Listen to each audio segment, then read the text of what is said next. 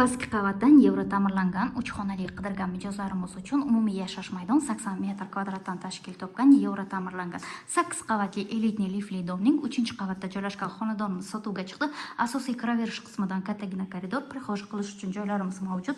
Proyekt bo'yicha bolalar yotoqxonasi, ichki eshiklarimiz zakaznoy MDF, devorlarimiz mo'ysha bo'ylarda ishlov berilgan, derazalarimiz 2 qavatli akvaplast romlardan, oyoqdagi to'liq laminat holatda, alohida bo'lgan yuvinish xonalari to'liq kafil qilingan.